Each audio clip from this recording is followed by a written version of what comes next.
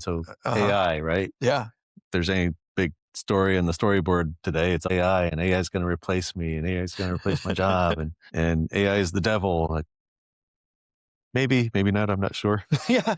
but but there's interesting parallels between AI and HI, Yeah. or I call it big AI and little AI. I think Yes. better stated as human intelligence. Uh-huh. So that's my HI. There's two interesting things. One, when even in this conversation, you're saying things that prompt thoughts in me. Oh, absolutely. The quality of the response you get from AI is dependent on the quality of how you prompt. Yes.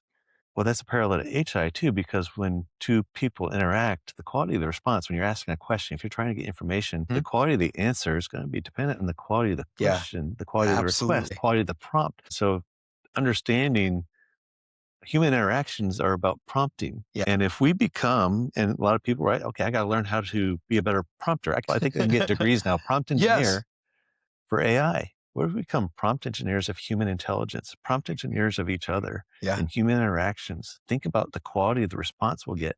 If we're becoming better AI prompters, we should naturally become better prompters of I think people. so. And if we can create better conversations because we're good human prompters, HI Mhm. prompters, Mhm.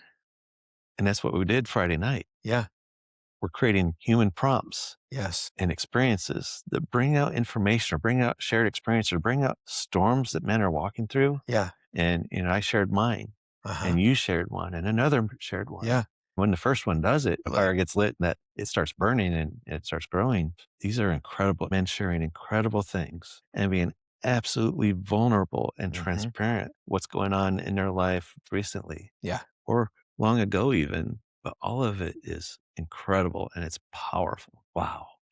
One of the conversations that I had was really revelational to me because he came to the conversation assuming he had a specific problem. By the time asked a few questions and led the conversation, the transformation for him was that what he thought was his problem wasn't the biggest problem. In fact, what he thought was his biggest problem was simply the symptom of the biggest problem. Yep. And you could see the transformation in him at the time of the conversation. And that's the power of exchanging that fire, exchanging that oxygen. And when you see the lights go on, it makes you feel powerful. I could be a part of that. And I realized I was in the sandbox with him and I was speaking.